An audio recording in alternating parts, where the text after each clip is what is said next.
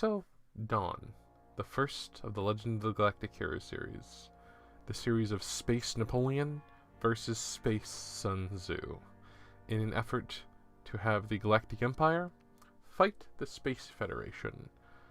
This is honestly one of the most well-plotted books I've ever seen, with politics and the motivations of humans and the motivations of nations coming to the forefront in the discussion of the relationship between these two generals who respect one another, fighting for supremacy or freedom over the galaxy. While the Space Empire looks to be the villain at first, especially since Space Hitler effectively founded it, the more you learn about Reinhardt and his struggle to effectively take over the Empire and start a new regime, while that isn't exactly a pleasant regime, it's more ruled by strength and Alexander the Great kind of ideals, it still gives it a sense of chivalry and honor, at least in the new code as opposed to the old code.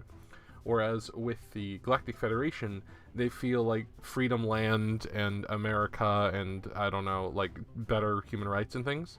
But the more you look into them, the more you realize that the corruption runs deeper, and the more you actually start hating them a little more. That's not to say that about the generals, though, and the main characters, and the huge cast of characters. I would say probably over 70 named characters in this book, most of them only appearing for like a paragraph or two, but they oddly leave a strong impression.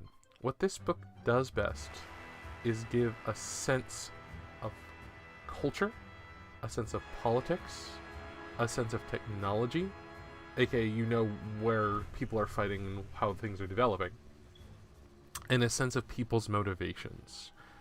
Many times during the text, I would say even one of the primary conflicts of the text is seeing people acting in a stupid way and being so frustrated that the politics of the people in charge and the way everything is interplaying has led to this moment. Which leads me to describe the characters. While the plotting in particular is something that this book does particularly well, the sense of the characters on the page needs to be mentioned.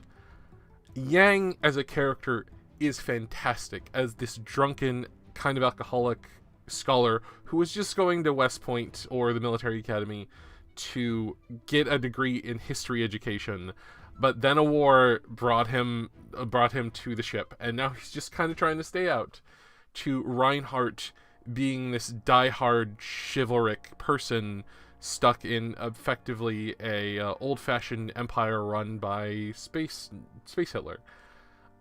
You get a sense of who these people are, even if they only appear for like a paragraph as they're dying. Someone saying something like, "Commander, we can either surrender or we can run." And then the commander, for his one line in the entire book, saying, "It isn't in me to surrender, but we can buy time for others so that they can make a better choice."